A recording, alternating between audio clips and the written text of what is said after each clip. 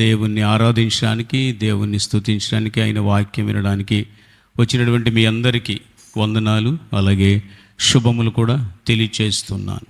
4 నెలల నుండి మనము విశ్వాస యాత్ర గురించి తెలుసుకున్నాం. అసలు మూలవాక్యం ఏంటి చెప్పండి? దేవుని ఉన్నతమైన పిలుపునకు బహుమానం పొందాలని గురి యొద్దకే పరిగెత్తుతున్నాను అని చెప్తున్నప్పుడు, అందులో ఆ బహుమానం పొందడానికి అపోస్తుడైన పౌలు ఏం చెప్పాడు? ఏమన్నాడు చెప్పండి? 4, 7, 8 వచనాలు ఏం చెప్పాడు? 2 తిమోతి 4, 7, 8 వచనాలు మంచి పోరాటము పోరాడి తిని. పోరాటం గురించి విన్నాము కదా, మనం విన్నామా? మంచి పోరాటం అంటే ఏంటో విన్నాము. రెండవ మాట ఏంటి? అది చెప్పలేదు మనం. మూడో మాట ఏంటి? విశ్వాసము కాపాడుకుంటుని అనే మాటలో, ఈ విశ్వాస యాత్రలో మనం ఎక్కడెక్కడ మన విశ్వాసాన్ని కాపాడుకోవాలి. పెద్ద పెద్ద మోషే, అహరోను, మిరియాము వీళ్ళే పడిపోయారు యాత్రలో. మనము విశ్వాసాన్ని ఎలా కాపాడుకోవాలి? అలాగే విశ్వాస యాత్రలో బిలాము లాంటి బోధలు కూడా బయలుదేరతాయి. మనము దేవతలకు అర్పించిన వాటిని తినొచ్చని, విగ్రహాలకు పూజ చేయొచ్చని, ఏం కాదులే అని ఇలాగ బోధలు వస్తాయని, వాటిని కూడా తప్పించుకున్న ప్రజలు ఉన్నారని, ఆ బోధలో పడిపోయిన వాళ్ళు ఉన్నారని, విశ్వాసాన్ని అన్ని చోట్ల చాలా జాగ్రత్తగా కాపాడుకోవాలని మనం 4 నెలలు దాని గురించి మాట్లాడుకున్నాం. ఈరోజు అది నేను పోయిన వారం ముగిస్తానని చెప్పాను. అయితే ఇప్పుడు 3వ మాట ఏంటంటే, పౌలు ఏమన్నాడు? నా పరుగు కడముట్టించి తిని అని చెప్పాడు. పరుగు కడముట్టించి తిని అని చెప్పి, ఇక మీదట నా కొరకు నీతి కిరీటం ఉంది, యేసయ్య నాకు ఇస్తాడు అని చెప్పి, నాకే కాదు ఆయన ప్రత్యక్షతను అపేక్షించు వారికి కూడా, అంటే ఆయన రాకడిప్పుడు వస్తుందో అని ఎదురు చూచే వారికి కూడా నీతి కిరీటం ఇస్తాడని దేవుని వాక్యంలో పౌలు చెప్పాడు. కాబట్టి అతని మాటలు మనం చదువుకుందాం. నీతి కిరీటము మనం పొందుకోవాలి, ప్రభు చేత పొందాలి అంటే మన పరుగు కడముట్టించాలి. పరుగు కడముట్టించాలి. విశ్వాసము అనే పరుగు, ఇది ఏ పనైనా సరే, చదువైనా సరే. ఒకసారి నేను బైబిల్ కాలేజీలో ఒక చోట కూర్చుని ఉంటే ఒక అతను వచ్చాడు. నా చదువు అంతా అయిపోయింది, అంతా ముగించేశాను అన్నాడు. అంతా ముగించేశాను అంటే మేము అనుకున్నాము ఏదో పీజీ ఏదో మొత్తం చేసి ఉంటాడు అనుకున్నాం. అంతా ముగించేశాను అని అన్నాడు. ఏం చదువుకున్నారంటే 10th క్లాస్ 3 సార్లు ఫెయిల్ అయింది, మొత్తానికి 3వసారి పాస్ అయిపోయాడు. అంటే అతను మొత్తం ఎడ్యుకేషన్ అంతా పూర్తి చేసినంత పని అయిపోయింది ఆయనకి, అందుకే చదువంతా ముగించేశానంట. ఏ పనైనా, ఏ చదువైనా ఒక కోర్సు ఉంటుంది. ఆ కోర్సు ప్రకారం ముగించాలి. 6 నెలల కోర్సు అయినా ముగించాలి, 2 సంవత్సరాల కోర్సు అయినా ముగించాలి. డిస్కంటిన్యూ చేసేవాళ్ళు ఉంటారు. డిస్కంటిన్యూ చేసిన వాళ్ళకు కూడా కొంతమంది నేను ముగించాననే చెప్పుకుంటారు. ఒక మెకానిక్ చేరినా సరే, అది అతనికి పర్ఫెక్ట్నెస్ వచ్చేదాకా ఆ పనిలో అతడు కంప్లీట్గా చేయాలి, అది ముగించాలి, తర్వాత సొంతగా పెట్టుకుంటాడు. ఒక పనిని మనం ముగించాలి. ఒక పరుగు పందెములో నేను ప్రైజ్ కొట్టాలి అనేటువంటి గోల్ ఉంటే గనక పరుగు కడముట్టించడానికి తీర్మానించుకుంటారు. ఒక గోల్, ఒక గమ్యం లేకపోతే చదువు మధ్యలో ఆగిపోద్ది. ఏ పని కూడా కంప్లీట్గా నేర్చుకోరు. వారికి ఏమీ లేదని అర్థం, గమ్యం లేదని. పరుగు కడముట్టించాలి, అనుకున్న పని ముగించాలి. అలాగని ఎవరైనా అనుకుంటే గనుక వారికి ప్రాముఖ్యంగా 4 విషయాలు గుర్తుపెట్టుకోవాలి. ఒకటి ఏమిటంటే, గమ్యం ఏంటో ఆ గమ్యం పెట్టుకోవాలి, గోల్ పెట్టుకోవాలి. గమ్యము అంటే ఏంటి? గోల్, ఒక గోల్ పెట్టుకోవాలి. రెండవది పట్టుదల చాలా అవసరం. ఆ గోల్ నువ్వు సాధించడానికి ఏం కావాలి? పట్టుదల చాలా అవసరం. మూడవది ఓపిక, ఓర్పు చాలా అవసరం. నాలుగవది భయము కూడా చాలా అవసరం. భయం అంటే మనము చీకటికి భయపడతాం, అది కాదు. నా గోల్ ఎక్కడ మిస్ అయిపోతుందో అని భయం ఉండాలన్నమాట. భయాలు చాలా రకాలు ఉండే. ఇప్పుడు మీరు చెప్పండి, నా పరుగు కడముట్టించాను అని ధైర్యంగా అతడు చెప్పాడంటే మొట్టమొదటిగా అతనికి గోల్ ఒకటి ఉంది. గోల్ పెట్టుకున్న అంటే గమ్యము అనాలి. గమ్యం పెట్టుకున్న ప్రతివారు, హుస్సేన్ బోల్ట్ అనేటువంటి ఒక అతను ఉన్నాడు, హుస్సేన్ బోల్ట్. అతడు మంచి గోల్ పెట్టుకున్నాడు. ప్రపంచంలో నేనంత వేగంగా పరిగెత్తాలి, అలాంటి వాడు ఉండకూడదు, నాలాగా పరిగెత్తగలిగేవాడు ఉండకూడదు అని చెప్పి చిరుతపులి కంటే కూడా మహావేగంతో పరిగెత్తడానికి అతడు సాధించాడనమాట. అంటే అతను ఏం పెట్టుకున్నాడు? గోల్ పెట్టుకున్నాడు కదా. గోల్ పెట్టుకున్న ప్రతి వారు అంత ఈజీగా దాన్ని సాధించలేరు. యేసయ్యలో కూడా నాకు ఒక పరుగు ఉంది, ఆ పరుగు ఏమిటి, చివరికి ఏం జరుగుతుంది అని అంటే, నేను మేఘముల మీద ప్రత్యక్షమయ్యే నా ప్రభువుని నేను కలుసుకోవాలి. పౌలు గోల్ ఏం పెట్టుకున్నాడు చెప్పండి? ఆ యేసు ప్రత్యక్షమైనప్పుడు నాకు బహుమానం తీసుకొస్తాడు, అది నేను ధరించాలి, అదే అతని గోల్. మనలో సంపూర్ణులమైన వారందరూ, అంటే సంపూర్ణులు అంటే ఏంటి? యేసయ్య నా పాపుల కొరకు సిలువ వేయబడ్డాడు, మరణించాడు, తిరిగి లేచాడని నమ్మిన ప్రతివారు అదే గోలు కలిగి ఉందము, అదే తాత్పర్యము కలిగి ఉందము అంటున్నాడు కదా. మనలో ప్రతి ఒక్కొక్కరు కూడా యేసు ప్రభువుని నేను కలుసుకోవాలి, నా గమ్యం అదే, నా గురి అదే, గురి యొద్దకే పరిగెత్తాలి అని చెప్పుకున్నాం కదా మనం. చెప్పండి, ఫిలిప్పీ 3:14 ఏముంది? గురి యొద్దకే. ఫిలిప్పీ 3:14లో దేవుని ఉన్నతమైన పిలుపునకు, క్రీస్తు యేసునందు దేవుని ఉన్నతమైన పిలుపునకు కలుగు బహుమానమును పొందవలెనని గురి యొద్దకే, అంటే గురి పెట్టుకున్నాడు. నేను యేసయ్య చేత బహుమానం తీసుకోవాలి. మీరు ఆ గురి పెట్టుకున్నారా? 10th క్లాస్ ముగిస్తారు, ఇంటర్ ముగిస్తారు, డిగ్రీ ముగిస్తారు, పీజీ ముగిస్తారు. వాళ్ళకు ఒక గోల్ ఉంటుంది. గోల్ లేకుండా ముగించడం అంటే కుదరదు. నేను ఒక ఉద్యోగం సంపాదించాలి, నేను గవర్నమెంట్ జాబ్ కొట్టాలి, నేను ఐఏఎస్ని అవ్వాలి, నేను ఒక డాక్టర్ని అవ్వాలి, నేను ఒక దాన్ని సాధించాలి అని పెట్టుకున్న ప్రతి వారిలో వారు చాలా కష్టపడతారు. అయితే నేను దాని గురించి చెప్పట్లేదు, కానీ గురి లేని క్రైస్తవులుగా ఉండకూడదు. గురి లేకపోతే, నేను ఈ 4 మాటలు చెప్పాను కదా, ఒక పరుగు ముగించాలంటే వారు ఏం గోల్ పెట్టుకుని ఉండాలి? నేను ఆ పరుగు పరిగెత్తిన తరువాత నేను అధికారుల చేత ఒక బహుమానం పొందుతాను, ఫస్ట్ ప్రైజ్ పొందుతాను, నా పేరు పేపర్లో ప్రకటిస్తారు, దేశమంతా మారుమ్రోగిపోతుంది, అది నేను చూడాలి, అది నేను పొందాలి అని గురి పెట్టుకుంటేనే తప్ప వారు పరుగు ముగించలేరు, వారి ప్రయత్నము ముగించలేరు, వారు అనుకున్నది సాధించలేరు.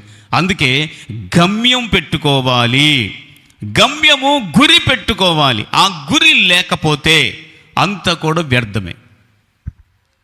చాలామంది గురి లేని క్రైస్తవులుగా ఉంటారనమాట. గురి లేని క్రైస్తవులు చూడండి, 4 రకాల ప్రజలు ఉంటారు. ఒకటేమంటే అసలు గమ్యమే, గురి అంటే ఏంటో వాళ్ళకి తెలియదు, గురి పెట్టుకోరనమాట. ఏం చదువుతున్నావు? 10th క్లాస్ చదువుతున్నావు. ఎవరైనా అడుగుతారు, తర్వాత ఏమవుతావు అనుకుంటున్నావు? ఏమో నాకు తెలియదు, మా అమ్మ వాళ్ళు పంపేస్తున్నా, నేను వెళ్తున్నా. కాదురా, నువ్వు భవిష్యత్తులో ఏమవుతావు? ఏదో ఒకటి అవుతాలే. వాళ్ళకేముండదు. కొంతమంది చూడండి, నేను కలెక్టర్ని అవ్వాలి, అని చెప్తుంటారు. వాళ్ళ పేరెంట్స్ కూడా చెప్తుంటారు, రే నువ్వు ఇలాగ అవ్వాలరా నువ్వు అని. నేను మన పిల్లలు ఎవరిని అడిగితే నేను కలెక్టర్ని అవుతాను అని చెప్పారు, ఎవరో గుర్తులేదు నాకు. పవిత్ర వాళ్ళ బర్త్డే రోజు అడిగితే నేను కలెక్టర్ని అవ్వాలి పాస్టర్ గారు అని. అలా గురి పెట్టుకున్నప్పుడు ఏం జరుగుతుందంటే వారు చాలా హార్డ్ వర్క్ చేస్తారనమాట, ప్రయత్నం చేస్తారు. ఈజీగా రాదన్న సంగతి తెలుసు. గురి పెట్టుకోవాలి. ఆ గురి లేని క్రైస్తవులుగా చాలామంది ఉంటారు. నేను గురి పెట్టుకొని క్రైస్తవులుగా ఉండకూడదు అని తీర్మానించుకోవాలి. కాబట్టి ఒక రకమైన ప్రజలు ఏంటంటే గమ్యం పెట్టుకోరు, గురి పెట్టుకోరు. ఏదో వస్తున్నాము అంటే వస్తున్నాం వెళ్ళిపోతున్నాం అన్నట్లుగా ఉంటుంది.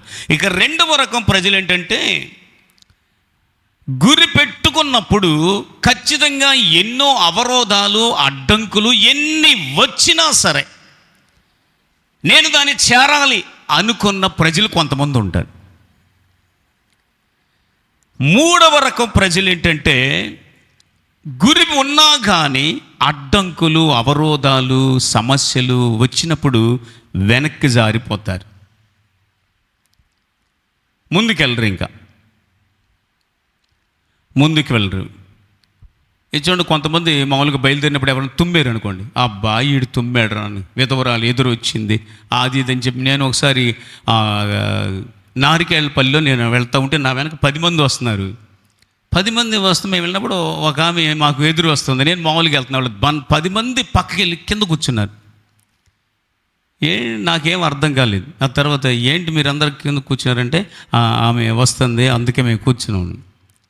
అంటే కొంతమంది ఇవన్నీ లోకంలో జరిగాయి. అయితే ఎవరైనా సరే ఏదైనా గమ్యం పెట్టుకున్నప్పుడు ఎన్ని అడ్డంకులు వచ్చినా, ఎన్ని ఆటంకాలు వచ్చినా వాటిని అధిగమించలేరనమాట.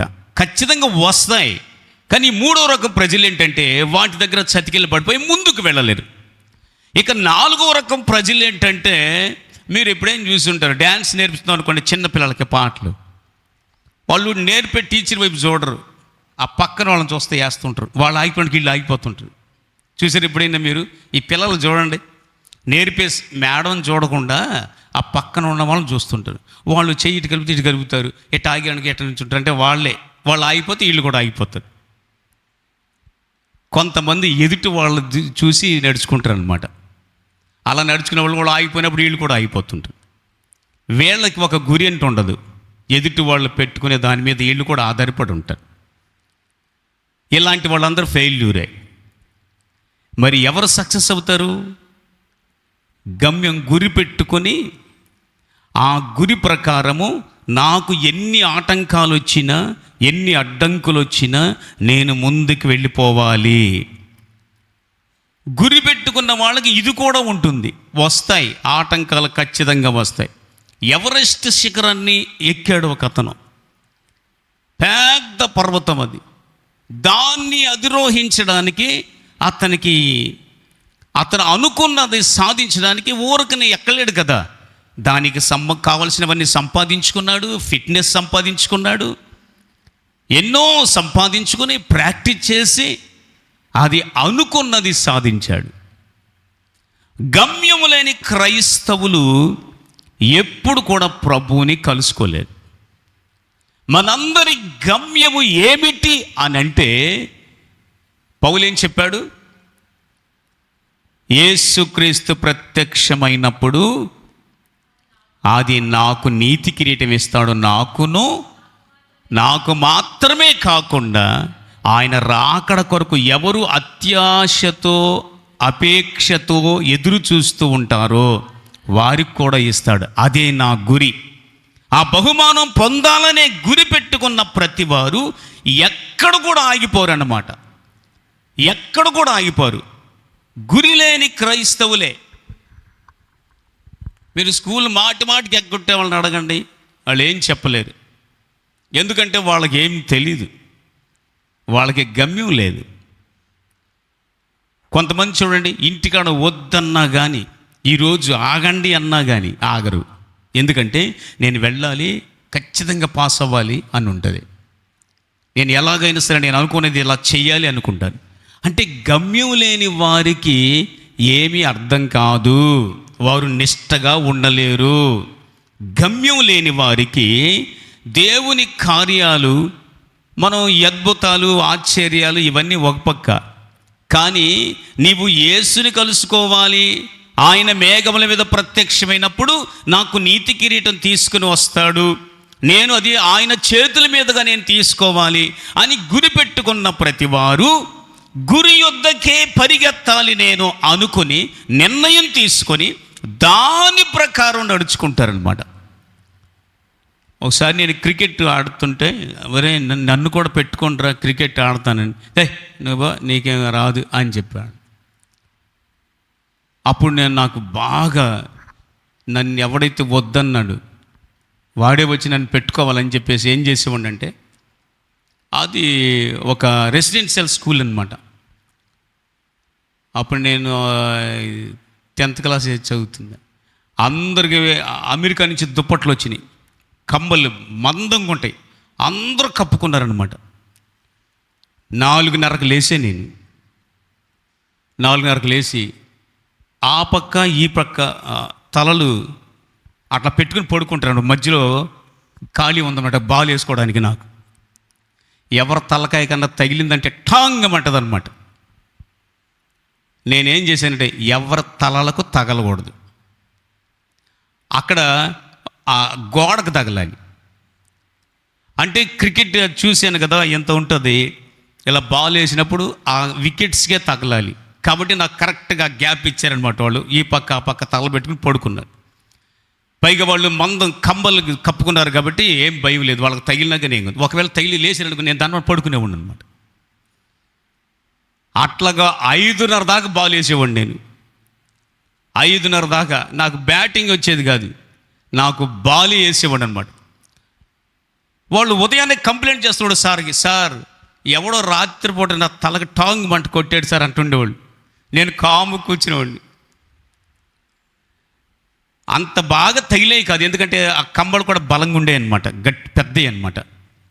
అయితే వాళ్ళకి మెలకు వచ్చినప్పుడు నేను చక్కగా పడుకునేవాడిని. అట్లాగా ఒక నెల ప్రాక్టీస్ చేశా, ఈ చెయ్యి బాగా తిరగాలని. అయితే ఆ ప్లేస్ కరెక్ట్గా నేను ఆ గోడకే కొట్టేవాడిని, సక్సెస్ అయ్యింది. ఒకసారి టోర్నమెంట్ జరుగుతుంది హై స్కూల్లో, నేను అక్కడ నిలబడ్డా. వాళ్ళ టీంలో అంటే మా స్కూల్లో టీం తీసుకున్నారనమాట. ఒక్కడికి విరోషన్లు అవుతున్నాయి, చాలా ఎక్కువ అయిపోయినాయి. వాడు బాల్ వేయాలి, వాడు రాలా. ఒరేయ్ నన్ను పెట్టుకుంటారా, నేను బాల్ వేస్తాను అని చెప్తే అక్కడ కమిటీ వాళ్ళు ఉన్నారు కదా, సరే ఏంటో బాల్ వేయను చెప్తే 2-3 బాల్ వేసాను. ఆ తర్వాత పెట్టుకున్నారనమాట.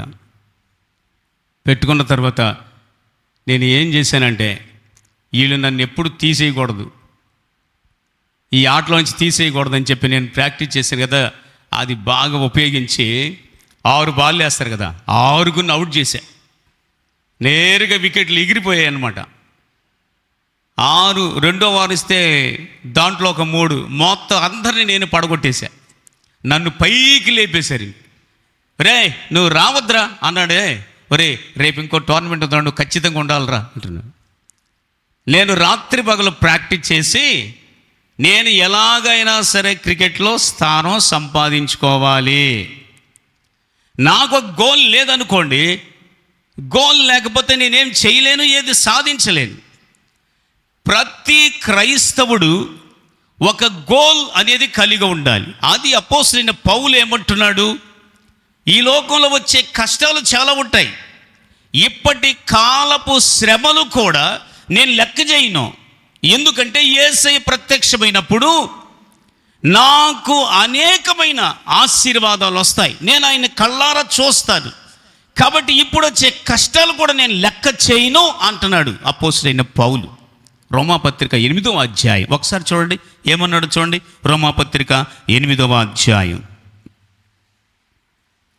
రోమాపత్రిక 8వ అధ్యాయం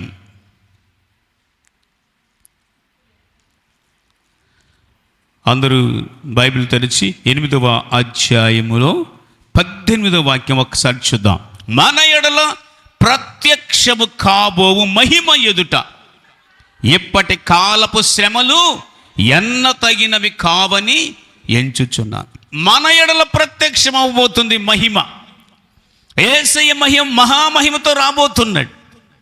ఆయన ఒక పెండ్లి కుమారుడుగా సంఘము కోసం రాబోతున్నాడు. అది రహస్యంగా రాబోతున్నాడు. అప్పుడు నేను ఆయన కలుసుకుంటాను. తలపైకి ఎత్తండి. మీ గోల్ ఏంటండి? మీ గోల్ ఏంటి? 2 గోళ్ళు ఉంటాయి మనకి. ఒకటి, మీరు శరీరంతో ఉన్నారు కాబట్టి శరీర సంబంధమైన గోల్ ఉంటుంది. ఆత్మతో ఉన్నాం, దేవుని దగ్గరికి వస్తున్నాం కాబట్టి ఆత్మ సంబంధమైన గోల్ ఉంటుంది. ఆత్మ సంబంధమైన గోల్ ఎప్పుడు కూడా యేసయ్యని చూడాలి అని ఉంటుంది. శరీర సంబంధమైన గోల్ ఉంటుంది అనుకోండి, నేను ఒక మంచి వ్యవసాయం చేయాలి, లేకపోతే ఒక మంచి ఉద్యోగం సంపాదించాలి ఉంటుంది కదా. ఈ 2 గోళ్ళు శరీర సంబంధమైన గోల్ కంటే కూడా ఆత్మ సంబంధమైన గోలుకు విలువ ఇచ్చేవారుగా ఉంటేనే. ఎందుకంటే కొన్ని సందర్భాల్లో శరీర సంబంధమైన గమ్యం నువ్వు పెట్టుకుంటావే గురి, దానికి ఎక్కువ విలువ ఇచ్చేసి దీన్ని పక్కన పెడేస్తావు, నువ్వు అప్పుడు కూడా ఓడిపోతావు. నేను ఒక మంచి ఇల్లు కట్టాలి అనేటువంటి గోల్ ఉంటుంది నీకు, మంచిదే. నేను ఒక మంచి ఉద్యోగం సంపాదించాలి అని గోల్ ఉంటుంది, అది కూడా మంచిదే. శరీర సంబంధమైన గోలు పెట్టుకో, మంచిదే. నేను ఎలాగైనా సరే ఒక మంచి ఫ్లాట్ కొనుక్కొని అందులో చక్కని ఇల్లు కట్టుకోవాలి అని ఉంటుంది, నీకు మంచిదే, ఆ గోల్ మంచిదే. కానీ అన్నిటికంటే ముఖ్యంగా యేసయ్య మేఘాల మీద రాబోతున్నాడు, నేను ఆయన కలుసుకోవాలి అని ఈ గోల్ పెట్టుకున్నావు కదా. కొన్నిసార్లు నీ సొంత గోల్ ఉందే, అది దీన్ని డామినేట్ చేసేస్తుంది. అప్పుడు నువ్వు అంటావు, పాస్టర్ గారు ఈరోజు కొంచెం రాలేను నేను అంటావు. ఏమంటే నాకు అర్జెంటు పని ఉంది, అది నాకు చాలా ప్రాముఖ్యమైనది అంటావు కదా. అప్పుడు నువ్వు దానికి ఏం చెబుతున్నావు, దాని సంకేతం ఏంటి అని అంటే, నీవు పెట్టుకున్న ఈ గోలు అది డౌన్ అయిపోతుంది. అందుకే చాలా మందిలో గోల్ పెట్టుకున్న గురి కలిగిన క్రైస్తవులు కూడా సాతాను పడగొట్టడానికి చాలా ప్లాన్ చేస్తాడు.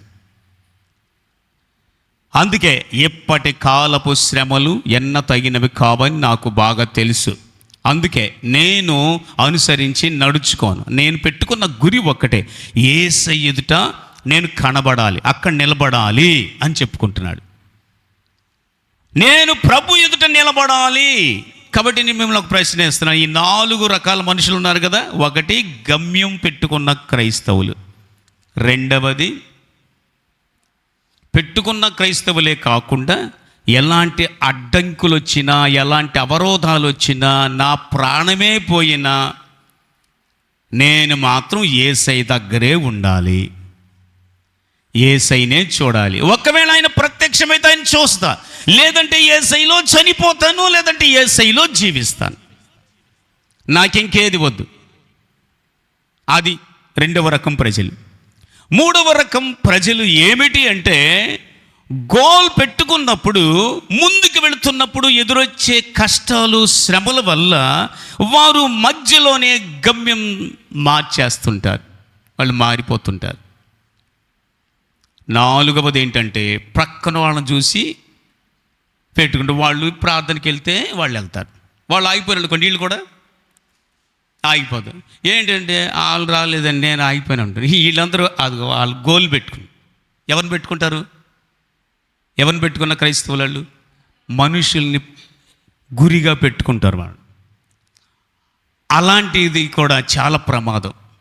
వ్యక్తిగతంగా personally you have to have goal. ఖచ్చితంగా నీకు ఒక గోల్ ఉండాలి. అప్పుడు నీవు వస్తున్నావా ప్రార్థనకి, నేను రావట్లేదు, నువ్వు ఎక్కడికి వెళ్ళేది అని ఆగిపోతావు. వస్తున్నావా రావట్లేదా దానికి జవాబు చెప్పు. నేను రాట్లా, నోరు మూసి కూర్చో, నేను వెళ్తా. నువ్వు ముసలిదానివి, ఏమి నడుస్తావు, నోరు మూసి కూర్చో అన్నావు అనుకో, నీవే నోరు మూయి, నేను ముసలిదానైనా ఈడ్చుకుంటాయని పోతా. ఎందుకు ఇట్లా మాట్లాడతారు కొంతమంది? గురి కలిగి ఉన్నారు వాళ్ళు. గురి పెట్టుకున్న వారిని ఎవరు ఆపలేరన్నమాట. నేను ఒక గురి కలిగి ఉన్నాను, ఆ గురి నా ప్రభువు నాకు నీతి కిరీటం తీసుకుని వస్తున్నాడు, నేను ఆయన్ని కలుసుకోవాలి. నా ప్రయాస అంతా వ్యర్థమైపోద్ది అది కానీ కలుసుకోకపోతే. నేను ఆయన కలుసుకోకపోతే నా బాప్తిస్మము, నేను ఆయన కలుసుకోకపోతే నా భక్తి జీవితము, నేను ఆయన కలుసుకోపోతే బైబిల్ పట్టణము, వాక్య ధ్యానము అన్నీ కూడా వేస్టే. ఎన్ని సంవత్సరాల నుంచి నీవు ఉన్నావో కానీ అంత అడవి కాసిన వెన్నెల అంటారు కదా, అట్లాగా అయిపోతుంది. బురదలో మట్టిలో పోసిన పన్నీరులాగా అయిపోతుంది. ఎంత భక్తి చేశావు అని చెప్పేసి నీవు గమ్యం మార్చుకున్నప్పుడు దేవుడు నీకేమి మరలా దగ్గరికి చేర్చుకోడు. నీకు ముందుగా వార్నింగ్స్ ఇస్తున్నాడు కదా, వాక్యాన్ని బట్టి హెచ్చరిక చేస్తున్నాడు కదా, జాగ్రత్త, గమ్యం పెట్టుకో, గురి పెట్టుకుని నడువు. దేవునిలో గురి పెట్టుకోకుండా నడుచుకుంటే అన్నీ ఎగ్గొట్టేస్తావు నువ్వు. ఎందుకంటే నీకేం గురి లేదు. అందువల్ల దేవుని వాక్యం చెబుతుంది, కాలేబు యెహోషువాలు కదా మనకు బాగా తెలిసింది. వారి గురించి ఒక వాక్యం చదివితే వారు ఎంత గురి పెట్టుకున్నారో మనకు అర్థమవుద్ది. మనకు వీళ్ళిద్దరే తెలుసు, కానీ అసలు ఏ మాత్రం ప్రాణం లేకపోయినా ఒక మనిషి వెళ్ళాడు అక్కడికి. ఆ మనిషి గురించి ఈరోజు మనం చెప్పుకుందాం. మనం ఒకసారి సంఖ్యాకాండము 25వ అధ్యాయం 63 నుంచి 65 వచనాలు చూడండి. సంఖ్యాకాండము 25వ అధ్యాయం 63 నుండి 65. సంఖ్యాకాండము 25 63 నుంచి 65 వచనాలు. 26వ అధ్యాయం 26వ అధ్యాయము 63 నుంచి 65. యెరికో ప్రాంతమందలి యోర్దాను నొద్దనున్న మోయాబు మైదానములలో మోషేయు యాజకుడగు ఎలియాజరును ఇశ్రాయేలుల జనసంఖ్య చేసినప్పుడు లెక్కింపబడిన వారు వీరు. మోషే అహరోనులు సీనాయి అరణ్యములో ఇశ్రాయేలుల సంఖ్యను చేసినప్పుడు లెక్కింపబడిన వారిలో ఒక్కడైనను వీరిలో ఉండలేదు. ఏలయనగా వారు నిశ్చయముగా అరణ్యములో చనిపోవుదురని యెహోవా వారిని గురించి సెలవిచ్చెను. యెఫున్నె కుమారుడైన కాలేబును నూను కుమారుడైన యెహోషువయు తప్ప వారిలో ఒక్కడైనను మిగిలి ఉండలేదు. ఒకసారి తలపైకెత్తండి. జనసంఖ్య 2 సార్లు చేశారని చెప్పాను మీకు అంతకుముందు.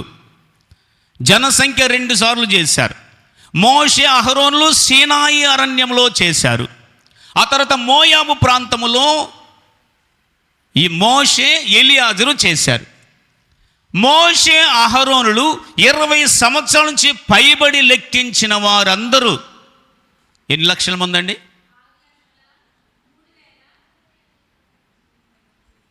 వచ్చేవారం బాగా చెప్పండి మీరు.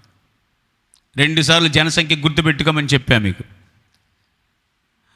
మొదటిసారి లెక్కబెట్టిన వారిలో ఒక్కడు కూడా రెండవసారి లెక్కబెట్టినప్పుడు, అంటే 40 సంవత్సరాల గ్యాప్ తరువాత రెండవసారి జనసంఖ్య చేస్తే మొదటిసారి లెక్కబెట్టిన వారిలో ఒక్కడైనను మిగిలి ఉండలేదు, కాలేబు యెహోషువాలు తప్ప.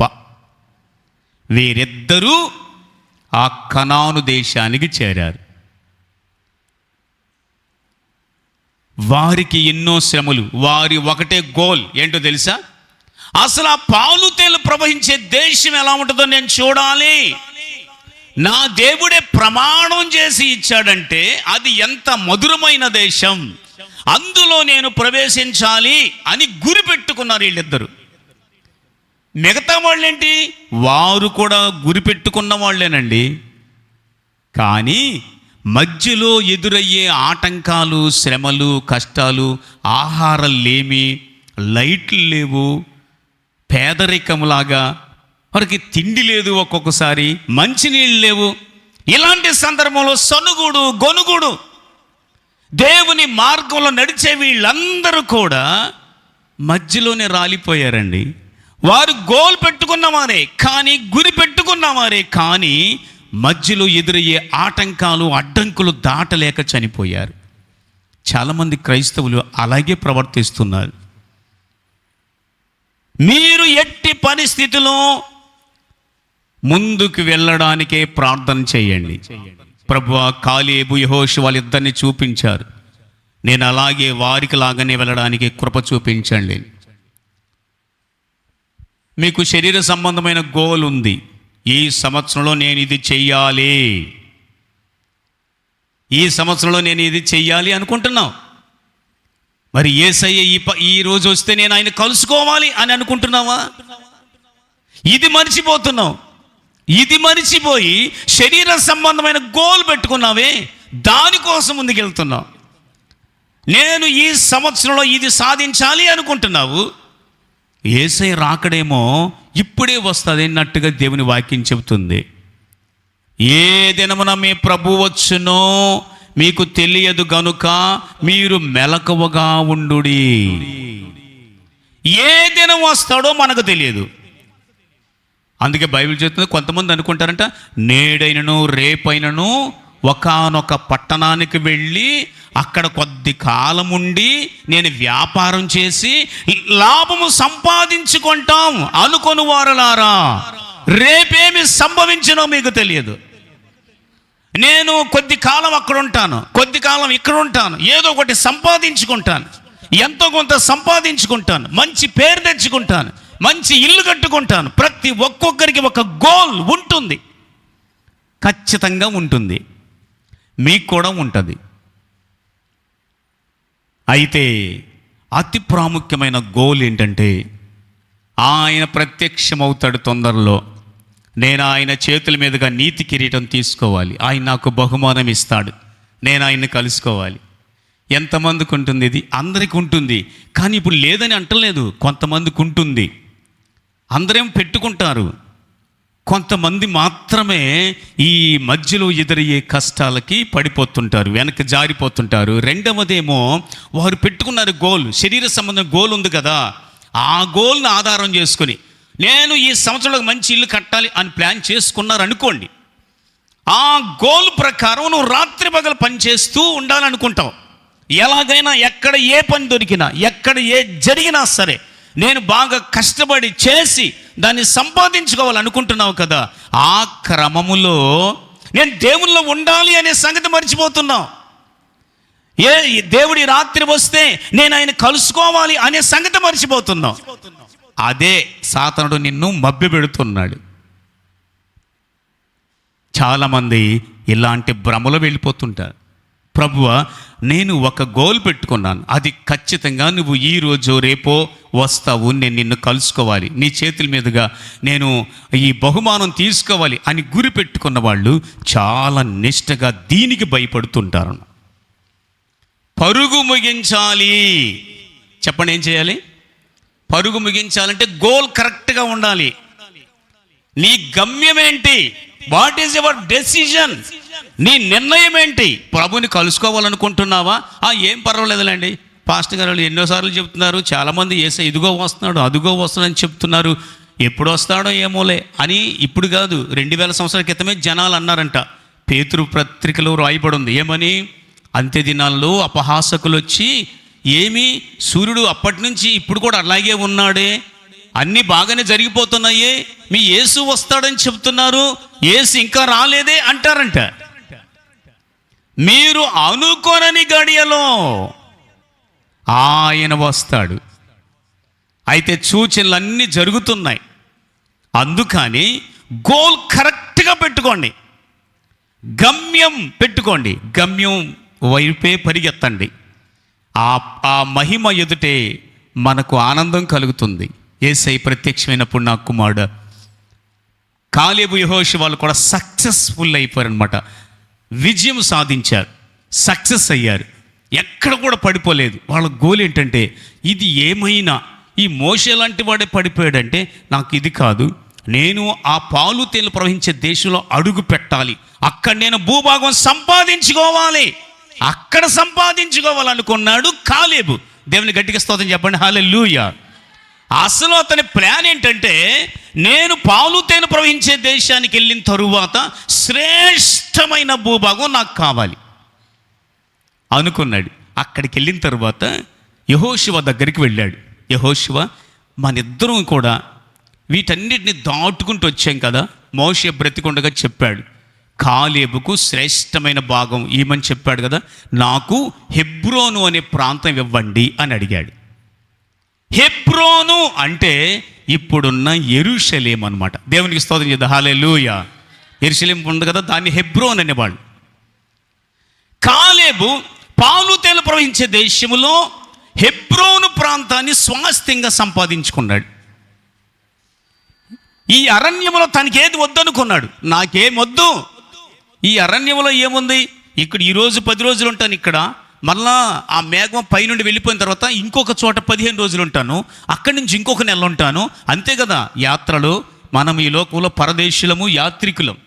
ఒక పాట ఉంది, పరదేశులము ప్రియులారా మన పొరమీది కాదిప్పుడు, నిజముగా పొరమీది కాదిప్పుడు, పరదేశులము ప్రియులారా మన పొరమీది కాదిప్పుడు. మనము ఉంటున్న ఈ లోకం మంది కాదు, సంపాదించుకున్నది ఏది నీది కాదు, నీవు ఉండవు, ఒకరోజు వెళ్ళిపోతావు, పరదేశం నీది. ఈ అరణ్యములో 40 సంవత్సరాలు ఉంటామేం మనం. ఈ 40 సంవత్సరాల్లో నాకు ఇక్కడే వద్దు, ఇది యాత్ర, వెళ్ళిపోతాను. నేను కనాను దేశములో శ్రేష్టమైనది పొందుకోవాలి. అది ఎవరి గోల్? అది కాలేబు యొక్క గోల్. అందుకే అద్భుత రీతిలో అక్కడికి వెళ్ళిన తర్వాత మీరు యెహోషువ గ్రంథం చదువుకొని ఇంటి దగ్గర 14వ అధ్యాయం 15వ వాక్యం చదవండి. అక్కడ ఏముందంటే, నాకు హెబ్రోన్ ఇవ్వండి అన్నాడు. అక్కడికి వెళ్ళిన తర్వాత అడిగాడు, అక్కడికి వెళ్ళిన తర్వాత అడుగుతున్నాడు, నాకు హెబ్రోను స్వాస్థ్యముగా ఇవ్వండి అని. అప్పుడు యెహోషువ ఇచ్చాడు. దేవునికి స్తోత్రం చేద్దాం, హల్లెలూయా. ఎంత గొప్ప గోల్ పెట్టుకున్నాడు అనుకుంటున్నారు కాలేబు. కాలేబు యోధా గోత్రం అన్నమాట. చెప్పండి, కాలేబు ఏ గోత్రం? అది యోధా గోత్రానికి సంబంధించిన వాడు. యెహోషువ ఉన్నాడే, యెహోషువ యొక్క గోలేంటి మరి? అతడు కూడా నేను అక్కడికి వెళ్ళాలి, కనాను దేశములో మోషే లాంటి వాడు పడిపోయాడు, కానీ నేను కనాను దేశంలో ఉండాలి, నేను నా కుటుంబం అక్కడ ఉండాలి అని ఎంతో గోల్ అతను పెట్టుకొని ఒకసారి వీళ్ళిద్దరిని రాళ్లతో కొట్టి చంపాలనుకున్నారు ప్రజలు, చంపాలనుకున్నారు. అప్పుడు కూడా వీళ్ళు బట్టలు చింపుకొని, మీరెందుకు ఇట్లాగా అవిశ్వాసులు అయిపోతున్నారు, మనకు దేవుడు మంచి భూభాగం ఇస్తాడు కదా, మీకు దొరకలేదని ఇంకా ఎప్పుడైనా తొందరపడుతున్నారు ఎందుకు? అక్కడ దేవుడు పాలు తేనెలు ప్రవహించే దేశమే, అది పెద్ద ద్రాక్షకాలు తెచ్చాం కదా, అంతకు మంచి ఇంకా రుజువేం కావాలి? అక్కడ ఎంతోమంది పెద్ద పెద్ద మనుషులు ఉన్నా కానీ మనకేం భయం లేదు, మన దేవుడు వారిని మన చేతికి అప్పగిస్తాడు, ఎందుకు మీరు భయపడతారు అని ఇద్దరు గట్టిగా నిలబడ్డారు. అయినప్పటికీ 10 మంది మాటకి గెలిచింది. అలా నిలబడి రాళ్లతో కొట్టడానికి కూడా వాళ్ళు సిద్ధమైపోతే దెబ్బలు తినడానికనే వీళ్ళు సిద్ధపడ్డారు. మేము మాత్రం అబద్ధం చెప్పం, అది మంచి ప్రదేశం, అది దేవుడిస్తున్న భూభాగం అది అని చెప్పి ధైర్యంగా నిలబడ్డారు. అన్ని కష్టాలు పడ్డారు వాళ్ళిద్దరూ. అలా పడి ఎన్నో కష్టాలు, అవరోధాలు, ఆటంకాలు ఎన్ని వచ్చినా సరే, నేను కనాను దేశంలో అడుగు పెట్టాలి, నేను కనాను దేశంలో ఇల్లు కట్టుకోవాలి, అక్కడ నా కుటుంబం ఉండాలి అని చెప్పి వాళ్ళు గోల్ పెట్టుకున్నారు. కాబట్టి మిగతా వారిలాగా పడిపోలేదు. గురి పెట్టుకున్న వాళ్ళు ఇద్దరు కనిపిస్తున్నారు మనకి. గురి పెట్టుకుని ప్రారంభించిన వాళ్ళు లక్షల మంది ఉన్నారు, కానీ ఇద్దరే చేరారు. అందుకని పరుగు కడముట్టించాలి అనుకుంటే గనక నేను కనాను దేశంలో అడుగు పెట్టాలి అనేది అతని గోల్. ఆ గోల్ పెట్టుకున్నందువల్ల ఈ విశ్వాస యాత్రలో అనేక గుంటల్లో పడ్డారు, దెబ్బలు తిన్నారు, వర్షం నీళ్లు లేనందువల్ల, అన్నం లేనందువల్ల ఎన్నో బాధల మధ్యలో పడినప్పటికీ లేదు, కనాను దేశం నా దేవుడు నాకు ఇస్తాడు, అక్కడికి వెళ్ళాలి అని గోల్ పెట్టుకున్నందువల్ల వాళ్ళు అక్కడికి వెళ్ళగలిగారు. దేవుని పిల్లలారా, మీరు కూడా దేవుళ్ళు ఒక గురి కలిగిన క్రైస్తవులుగా ఉండకపోతే మీకు ప్రార్థన అంత ప్రాముఖ్యంగా అనిపించదు, ఉపవాస ప్రార్థన అంత ప్రాముఖ్యంగా అనిపించదు, క్రమంగా మందిరానికి వెళ్ళాలి అన్నంతగా ప్రాముఖ్యత మీకు అనిపించదు. వాక్యం ఏముందలే అనిపిస్తుంది మీకు. రకరకాల డిజార్డర్లు వచ్చేస్తాయి. అదేం కాదులే ఎందుకంటే నీకు గోల్ లేదు. నేను ప్రభువుని కలుసుకోవాలంటే ఎలా ఉండాలి, ఏ విధంగా అనుసరించాలి, ఇదేది నువ్వు పట్టించుకో. ఇప్పుడు దేవుడు నీతో గట్టిగా మాట్లాడుతున్నాడు. గురి లేని క్రైస్తవుడిగా ఉన్నట్లయితే, ఏదో అందరూ ఆ దేవుళ్ళు నమ్ముకున్నారు, మనం యేసయ్యని నమ్ముకున్నాం, ఒకసారి వెళ్ళొస్తే చాలు కదా అన్నట్టుగా కొంతమంది రకరకాల అభిప్రాయాలతో ఉంటారు. వారికి గురి లేదనమాట, వాళ్ళని వీళ్ళని చూస్తూ ఉంటారనమాట. కాబట్టి అలా వెళ్ళకూడదు, అలాగా గమ్యము లేనట్లుగా ఉండకూడదు. 110 సంవత్సరాలకు యెహోషువ చనిపోయాడు. 110 సంవత్సరాలు వచ్చినాయి యెహోషువకు. కాలేబుకు 85 సంవత్సరాలు వచ్చాయి. ఇప్పుడు 110, 85 వీళ్ళిద్దరికి చాలా యెహోషువని పెద్దోడు అనమాట, కాలేబు కంటే కూడా. వీళ్ళిద్దరు కూడా కనాను దేశం చేరారు, అక్కడ చనిపోయారు. దేవునికి స్తోత్రం చేద్దాం, హల్లెలూయా. నేను చచ్చిపోతే అక్కడే చచ్చిపోవాలి, నేను అడుగుపెట్టి అక్కడే పాతి పెట్టబడాలి, కనాను దేశంలో నేను చనిపోవాలి. ముసలివాడిని నేను ఆ దేశాన్ని కోరుకుంటున్నా. దేవుడు నాకు ఇచ్చాడు అంతే. ఆ అద్భుతమైన భూభాగంలో నేను మరణించినా నాకు సంతోషమే. 110 సంవత్సరాలకి అక్కడ చేరాడు యెహోషువ. ఈయన 85 సంవత్సరాలకి చేరాడు. అక్కడ హాయిగా దేవుడిచ్చే ఆనందకరమైన దేశాన్ని చూసి చాలా సంతోషంగా వాళ్ళు మరణించారండి. దేవునికి స్తోత్రం చేద్దాం, హల్లెలూయా. వీళ్ళిద్దరి వయసులో మనం తేడా చూసాం. అంత ముసలి వాళ్ళు కూడా ఎంత ఓపికతో ఉన్నారు చూసారా. నేను కనాను దేశం వెళ్ళాలి అంతే. అలాంటి క్రైస్తవ్యం కరెక్ట్. గురి లేని క్రైస్తవులుగా ఉండకూడదు. నేను ఇంకొక వ్యక్తి గురించి చెప్పి ముగిస్తాను. అదేమంటే, ఇశ్రాయేలు అందరూ గొర్రెలతో, మేకలతో, ఆవులతో, ఎద్దులతో బయలుదేరారు. చిన్న పిల్లలు కొంతమంది ఎత్తుకున్నారు, ముసలి వాళ్ళు ఉన్నారు, పెద్దవాళ్ళు ఉన్నారు. పెద్ద 25 లక్షల 30 లక్షల మంది జనాభా వాళ్ళు వెళ్ళిపోతూ ఉంటే వారితో పాటు ఒక అద్భుతమైన పెట్టె కూడా ఉంది. ఆ పెట్టెను వాళ్ళు వదలట్లే. ఆ పెట్టెలో 400 సంవత్సరాల నుంచి ఉంది ఆ పెట్టె. మీకు ఎవరికైనా తెలుసా? ఇశ్రాయేలు గొర్రెలు, మేకలు, బర్రెలు వీటన్నిటితో పాటు ఒక పెట్టి కూడా మోసుకెళ్తున్నారనమాట. ఆ పెట్టి 400 సంవత్సరాల నుంచి కాపాడుతున్నారు. ఏంటిది? యాకోబు ఎముకలు అంటున్నారు పాస్టర్ గారు. ఇంకా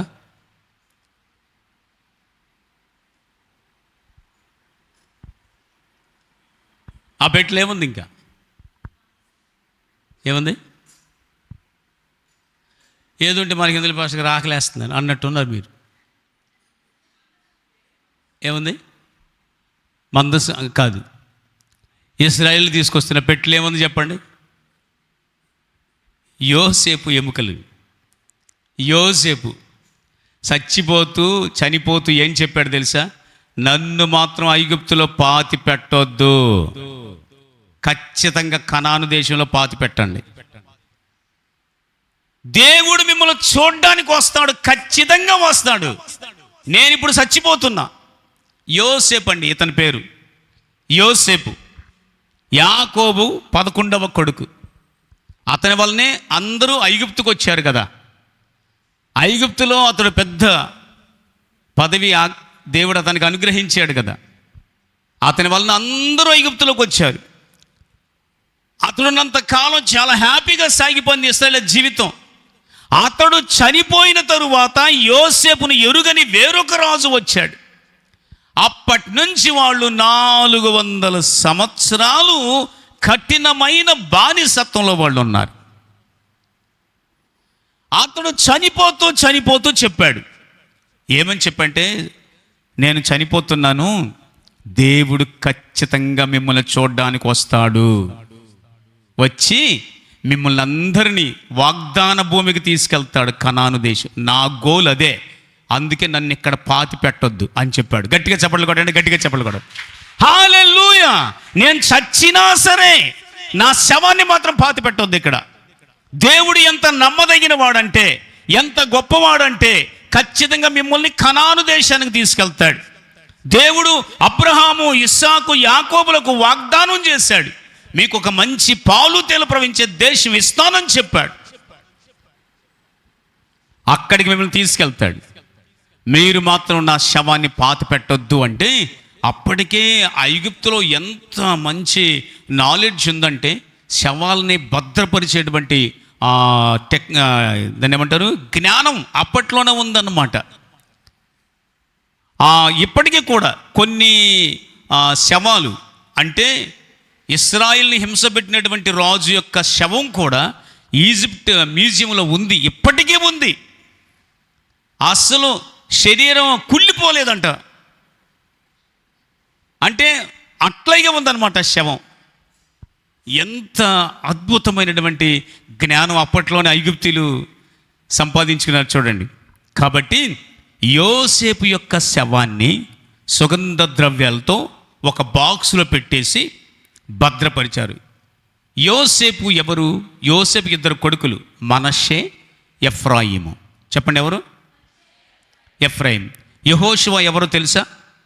మోషే తర్వాత నడిపించాడు కదా. యెహోషువ ఎవరంటే ఎఫ్రాయిము సంతానం అనమాట. అంటే యోసేపుకు ఒక మనవడి కింద వేసుకోండి. ఒకవేళ అతనే పట్టుకుంటాడు పెట్టే మాకు సంబంధి మా గోత్రానికి యోసేపు గోత్రానికి సంబంధించి, అంటే యోసేపుని ఇద్దరు కొడుకులు కదా, 2 గోత్రాలు, సగం అది ఎఫ్రాయిము, సగం మనష్షే, 2 గోత్రాలుగా చేశాడనమాట. కాబట్టి ఈ ఎఫ్రాయిము గోత్రానికి సంబంధించినోడు యెహోషువ. కాబట్టి యోసేపు యొక్క పెట్టె వాళ్ళే పట్టుకుని ఉంటారనమాట. 400 సంవత్సరాలు ఐగుప్తులో ఉన్నప్పుడే భద్రపరిచారు దాన్ని. 400 సంవత్సరాలు ఉంది, అట్లాగే పెట్టారు ఆ శవాన్ని. 400 సంవత్సరాల తరువాత దేవుడు ఐగుప్తులో నుండి ఇశ్రాయేలు అందరిని బయటకు తీసుకొచ్చేటప్పుడు ఆ పెట్టె పట్టుకుని బయలుదేరారనమాట. దేవునికి స్తోత్రం చేద్దాం, హల్లెలూయా.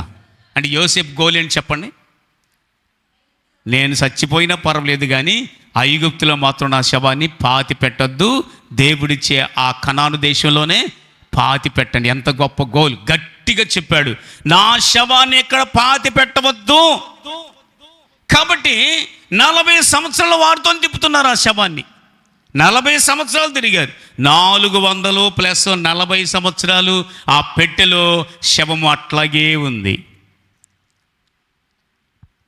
మీరు ఒకసారి ఆదికాండం 50వ అధ్యాయం చూడండి. ఆదికాండం 50వ అధ్యాయం 25, 26 వాక్యాలు. యోసేపు, దేవుడు నిశ్చయముగా మిమ్మును చూడవచ్చును, అప్పుడు మీరు నా ఎముకలను ఇక్కడ నుండి తీసుకొని పోవాలని చెప్పి. చూడండి, ప్రమాణం, నాకు ప్రమాణం చేయండి. ఏమని? ఈ శవాన్ని మేము ఎక్కడ పెట్టుకోవడం, ఆయన ఎప్పుడు వస్తాడు దేవుడు, ఎప్పుడు తీసుకెళ్తాడు మమ్మల్ని అనేటట్లుగా మీరు నా శవాన్ని ఇక్కడ పాతి పెడతారేమో. అంటే గోల్ ఎంత కరెక్ట్గా ఉందో చూడండి. యోసేపు యొక్క గురి కనాను దేశంలో పాతి పెట్టబడాలి, అంతే. నన్ను ఇక్కడ పాతి పెట్టొద్దు, మీరు ఒకవేళ మాట మారుస్తారేమో, ప్రమాణం చేయండి అని ప్రమాణం చేయించుకొని అక్కడ అతడు చనిపోయాడు. తర్వాత చదవండి. 110 సంవత్సరములు గలవాడై వారు సుగంధ ద్రవ్యములతో సిద్ధపరిచి ఐగుప్తు దేశమందు పెట్టెలో ఉంచారా, సమాధిలో ఉంచారా? పెట్టెలో ఉంచారు. గట్టిగా చప్పట్లు కొట్టండి, గట్టిగా చప్పట్లు కొట్టండి. నిద్రపోయి ఉన్న అందరూ కొట్టండి. బాగా కంట్రోల్గానే ఉన్నారు మీరు. దేవునికి స్తోత్రం చేద్దాం, గట్టిగా స్తోత్రం చెప్పండి, హల్లెలూయా. ఇప్పుడు పెట్టెలో యోసేపు శవం ఉంది. కాలేబు యెహోషువలు ప్రాణంతో ఉన్నారు. మీరు బాగా వినండి, కాలేబు యెహోషువలు ఏం ప్రాణంతో ఉన్నారు, పెట్టెలో శవం ఉంది. వీళ్ళ ముగ్గురే అక్కడికి వెళ్ళింది. ఎంత ఆశ్చర్యం చూడండి. అంటే వీళ్ళు ముగ్గురు అంటే ఎవరు చెప్పండి, మీరు బాగా అర్థం చేసుకోండి. టోటల్గా ఇశ్రాయేల్ అందరిలో కాదు, 20 సంవత్సరాల నుంచి పైబడి దేవుని మీద సనిగారు కదా కనాను దేశం గురించి. అప్పుడు చెప్పాడు దేవుడు, వాళ్ళెవరు వెళ్ళరని చెప్పాడు. ఆ తరములో కాలేబు యెహోషువాలు. మరి యోసేపు ఎప్పుడు? 400 సంవత్సరాలుగా 40 సంవత్సరాల క్రితం ఉన్నవాడు. అతని గోలు కోసం 400 అయినా 440 అయినా ఆ పెట్టెలో శవం సమాధిలో మాత్రం పెట్టలేదు. దేవుడు అంత అతని గమ్యాన్ని గౌరవించాడనమాట దేవుడు. దేవునికి మహిమ కలుగును గాక. హల్లెలూయా. ఇప్పుడు నిర్గమాకాండం 13వ అధ్యాయం 19వ వాక్యం చదవండి. నిర్గమాకాండం 13:19. మోషే యోసేపు ఎముకలను తీసుకొని వచ్చెను. దేవుడు నిశ్చయముగా అప్పుడు మీరు నా ఎముకలను ఎక్కడ నుండి తీసుకొని పోవలనని ఇశ్రాయేలుల చేత రూఢిగా ప్రమాణము చేయించుకొని ఉండెను. అంటే ఆది కాండంలో ప్రమాణం మళ్ళా వీళ్ళు బయలుదేరినప్పుడు గుర్తు చేస్తున్నాడు అనమాట. నిర్గమాకాండం మోషే ఆ ఎముకలను తీసుకున్నాడు. ఒక శవాన్ని మీకు అప్పగిస్తే ఎంత దూరం మోస్తుంది చెప్పండి? నేనే అప్పగించాను అనుకోండి మీకు ఒక శవాన్ని, ఇది కూడా పట్టుకురండి, గ్యారెంటీగా తీసుకురండి అన్నాం అనుకోండి, ఎంతమంది మోసుకొస్తున్నా? ఆయన దీంట్లో ఏమైనా చిన్న సౌండ్ వచ్చినా సరే వదిలిపెట్టి పారిపోతుంది. నిజంగా చెప్పండి, ఇశ్రాయేలు ఎంత విశ్వాసంతో ప్రారంభించారు చూడండి పాపం. దేవుని గట్టిగా స్తోత్రాలు చేద్దాం. హల్లెలూయా. అందులో శవం రాత్రిపూట చిన్న సౌండ్ వస్తేనే పారిపోతుంటారు. అలాంటిది ఆ పెట్టెను పట్టుకుని వాళ్ళు బయలుదేరారండి. పెట్టెను పట్టుకుని బయలుదేరారు. అందులో యోసేపు శవం ఉంది. అతని కళ ఏంటి? అతని గమ్యం ఏంటి? నన్ను కనాను దేశంలో పాతి పెట్టాలి. నా దేవుడు నాకు ప్రమాణం చేసిన దేశం. గురిలేని క్రైస్తవుడైతే అంత నిష్ఠగా ఉండలేడు. అందుకే అంచె దినాల్లో గురిలేని క్రైస్తవులుగా లేకపోతే అన్నిటిలో అడుగు పెట్టేస్తుంటాడు. లోక సాంప్రదాయాలు, లోక ఆచారాలు అన్నిటిలో అడుగు పెట్టేస్తాడు. ఏంటంటే ఏముందంటే అది పెద్ద ఇదేం కాదు అని అంటాడు. ప్రభు అంటున్నాడు, ప్రత్యేకముగా ఉండుడి, నేను మిమ్మును చేర్చుకొందును, నేను మీకు తండ్రినయ్యుందును, మీరు నాకు కుమారులు కుమార్తెలయ్యుందురని సర్వశక్తి గల ప్రభు చెప్పుచున్నాడు. ప్రత్యేకంగా ఉండండి, ప్రత్యేకముగా ఉండండి. లేదు, నన్ను ఐగుప్తులో పాతి పెట్టడానికి వీల్లేదు. ఇది ఒక శాపగ్రస్తమైన దేశం, ఇది ఒక భయంకరమైన దేశం. నా దేవుడు ఇందులో నన్ను పెట్టనివ్వడు. నన్ను ఇక్కడ నేను పాతి పెట్టడానికి నాకు ఇష్టం లేదు. నన్ను మోసుకెళ్ళండి అక్కడికి, నా శవాన్ని. ఎంత గొప్ప నిర్ణయం చూసారా? మరి నీ పరిస్థితి ఏంటో చెప్పండి. మీరు ప్రభు కొరకు నిష్ఠగా జీవించే క్రైస్తవులుగా ఉన్నారా? ప్రభు కొరకు మరి ఒక గోల్ కలిగి ఉన్నారా?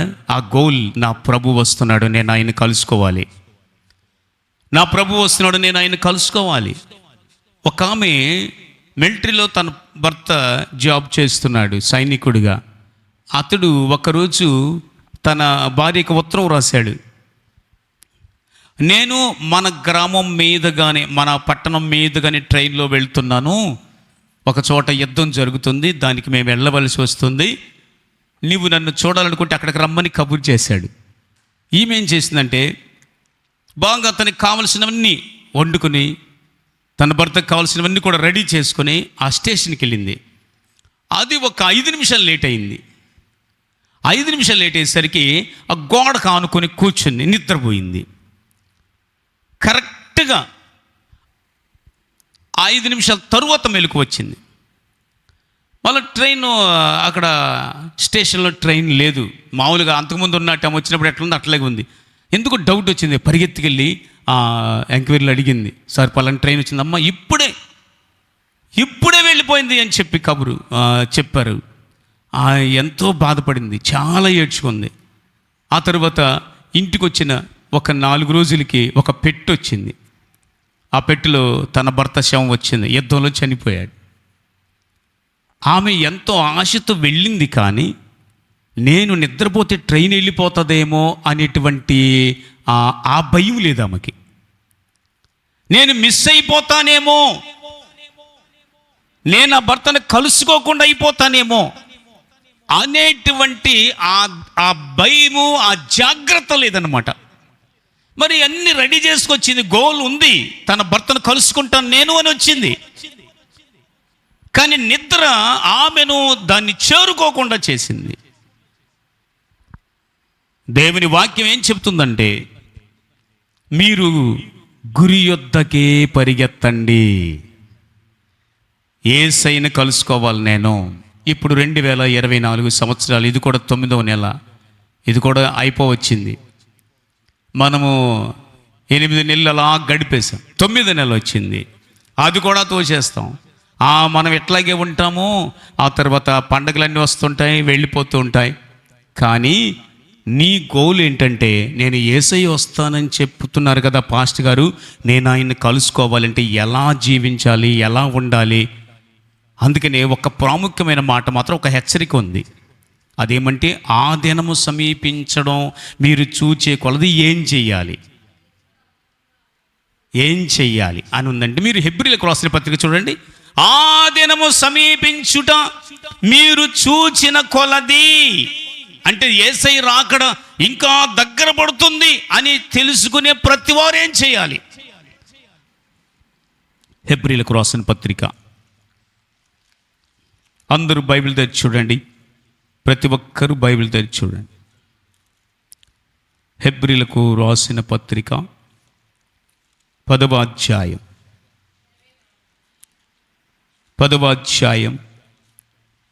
24వ వాక్యం. అందరూ చూద్దాం, అందరూ చూడండి. 10వ అధ్యాయం 24. కొందరు మానుకొనుచున్నట్టుగా సమాజముగా కూడుట మానక ఒకరినొకడు హెచ్చరించుచు, ఆ దినము సమీపించుట మీరు చూచిన కొలది మరి ఎక్కువగా అలాగు చేయిచు, ప్రేమ చూపుటకును సత్కార్యములు చేయుటకును ఒకరినొకడు పురికొల్పవలనని ఆలోచింతము. ఒకసారి తలపైకెత్తండి. కొందరు మానుకొనుచున్నట్లుగా. వీళ్ళెవరు? వీళ్ళు గోలు పెట్టుకున్న వాళ్ళే, కానీ కొందరు మానుకుంటూ ఉన్నారంట. ఏం వెళ్తాంలే ప్రార్థనలకి అని వీరిలో ఒక దాన్ని ఏమంటారు, ఒక బద్ధకము, లేకపోతే సోమరితనము, ఇలాగ రకరకాలుగా కొంతమంది మానుకుంటున్నారంట.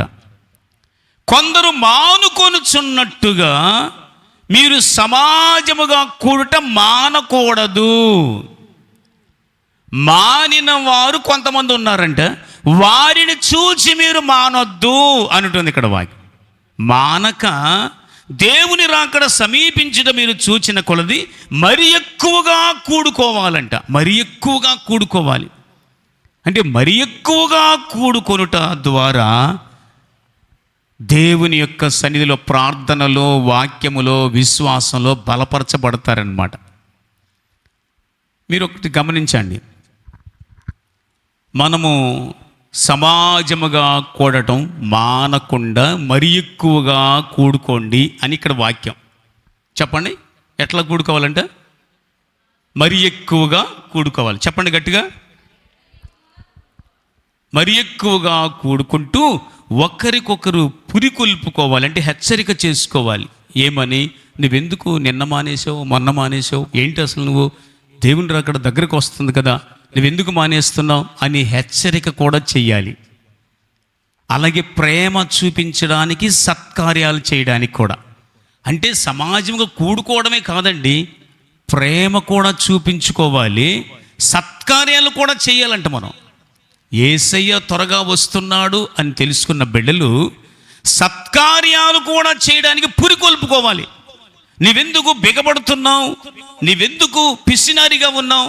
సత్కార్యాలు చెయ్యాలి, మనం మంచి పనులు చెయ్యాలి, దేవుని కొరకు ఇతరులకు సహాయపడాలి, ప్రేమ చూపించాలి, కఠినత్వం ఉండకూడదు అని సమాజంగా కూడుకున్నప్పుడు ఒకరినొకరు హెచ్చరిక చేసుకుంటూ ఆ ప్రభు రాకడలో మనం కలుసుకోవాలి. అదేముందులేండి అంటాం. మనం పొదుపు మీటింగ్లకు వెళ్తాము, ఇంకా పొదుపు మీటింగ్కి వెళ్తాము, రాజకీయ మీటింగ్కి వెళ్తుంటాము, ఎక్కడ మీటింగ్ పెడితే ఆ మీటింగ్ పోతుంటాం. సమాజముగా కూడుకునే దేవుని సంఘములో ఖచ్చితంగా నీవు కూడా సమాజం కూడుకో. గోల్ పెట్టుకున్నావా? గోల్ పెట్టుకుంటేనే ప్రతిదానికి అటెండ్ అవుతుంటాం.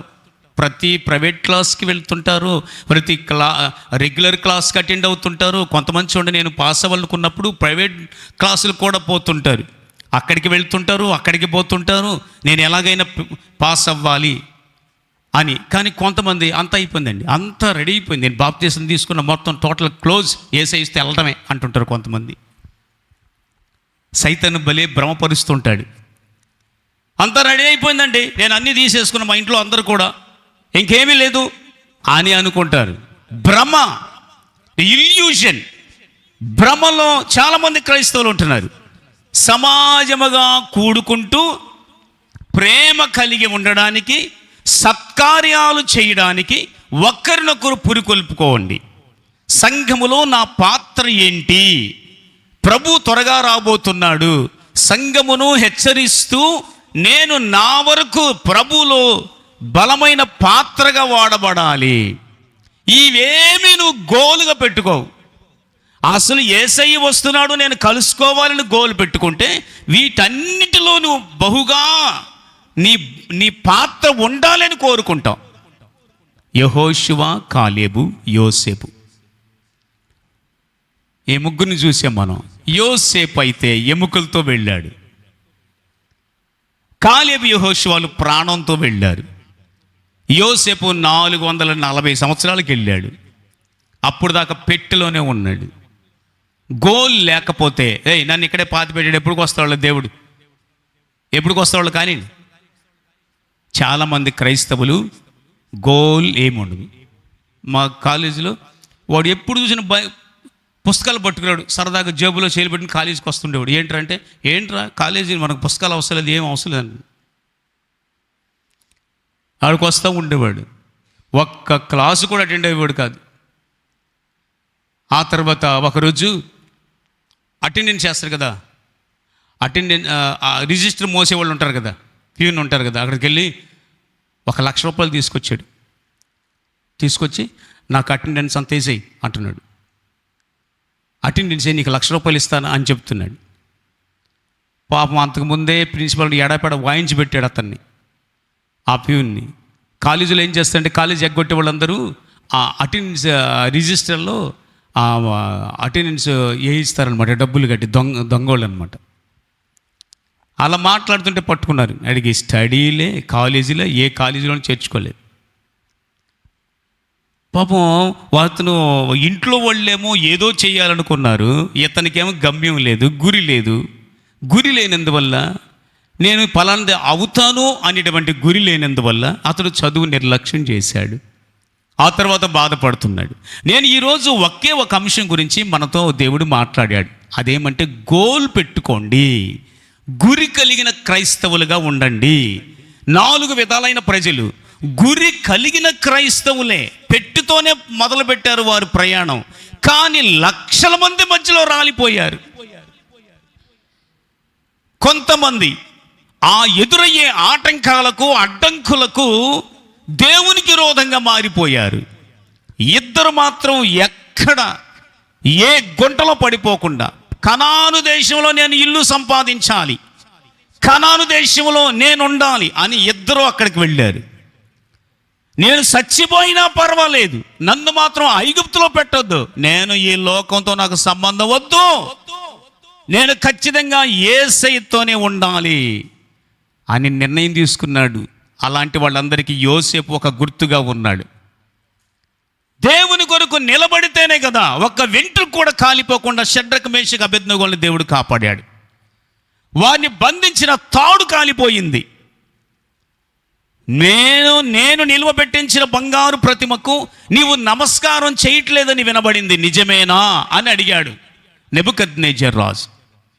దానికి వాళ్ళంటారు, నిజమే, దీనికి నీకు జవాబు చెప్పవలసిన చింత మాకు లేదు.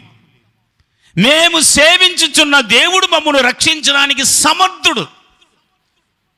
ఒక్కవేళ రక్షించకపోయినా పర్వాలేదు. అంటే ఎంత గట్టి డెసిజన్ అంటే వాళ్ళది.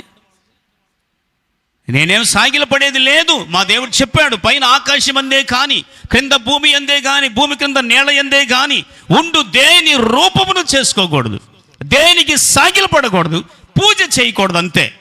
నువ్వు మహారాజు అయితే ఏంటి, మమ్మల్ని పోషిస్తే మాత్రం మేము దండం పెడతాం అనుకుంటున్నావా? మేమెట్టి పరిస్థితుల్లో లోబడేది లేదు. కాలిపోనైనా కాలిపోతాం.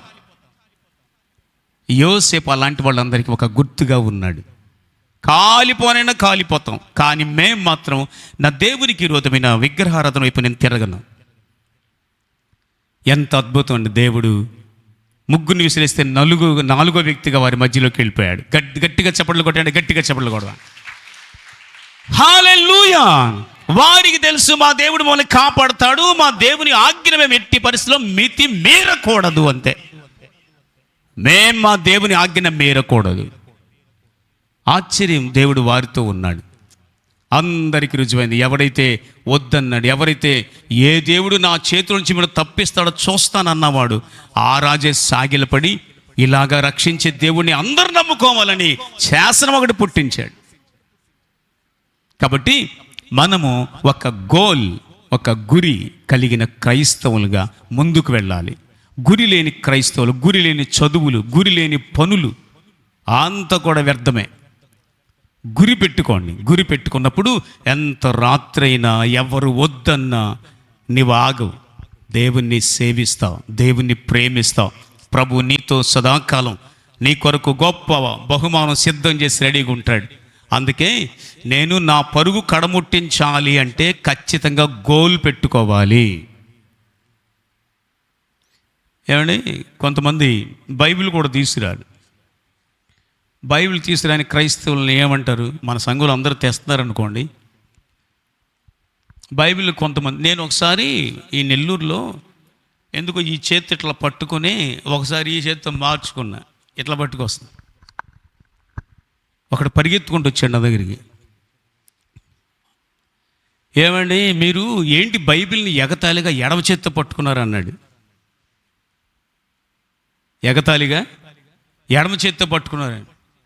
లేదండి నేను మర్చిపోయాను, అంటే చెయ్యి ఇప్పుడే మార్చుకున్నాను అని చెప్పి అప్పుడేమో నేను అటు చూస్తా ఉన్నా. అసలు ఆ చేతిలో బైబిల్ లేదు. కుడి చేతిలో ఉందేమో అనుకున్నాను నేను, బైబిల్ లేదు, బ్యాగులో పెట్టుకున్నాడు. నాకు భలే కోపం వచ్చింది. నేను పరిగెత్తికెళ్ళా. సార్ మీ చేతిలో బైబిల్ లేదేంటి సార్ అన్న. మీ చేతిలో బైబిల్ లేదండి, ఇదిగో బ్యాగులో. అంటే నువ్వు కనబడకుండా బ్యాగులో పెట్టుకుంటావు, నేను అందరికి ఓపెన్గా బైబిల్ పెట్టుకున్నాను కదా అని. లేదు లేదు లేదు అని చెప్పి వెళ్ళిపోయాడు. అంటే అవకాశం దొరికితే మనల్ని ఎంతగానో చేయాలని చూస్తూ ఉంటారు. దేవుని సన్నిధిలో మనము దేవుని వాక్యాన్ని అనుసరించి నడిచేటప్పుడు మనము దేవుని కొరకు సాక్షిగా నిలబడ్డానికి 10 మంది నిన్నేమైనా అంటారేమో అనుకుంటారేమో అనేటువంటి గురి లేని క్రైస్తవ్యంగా ఉన్నట్లయితే నీవెట్టి పరిస్థితుల్లో ప్రభుని కలుసుకోలేవు. అందుకే ప్రభు కొరకు సాక్షిగా ఉండాలంటే నువ్వు చక్కగా బైబిల్ పట్టుకుని దేవుని సన్నిధికి రావాలి. దేవునికి స్తోత్రాలు చెప్పండి, హల్లెలూయా. గట్టిగా చెప్పాలి, హల్లెలూయా. కాబట్టి నీ గోల్ ఏంటి? ఇప్పుడు యేసయ్య మేఘాల మీద వస్తున్నాడు, త్వరలో కలుసుకుందాం అనుకుంటున్నావా?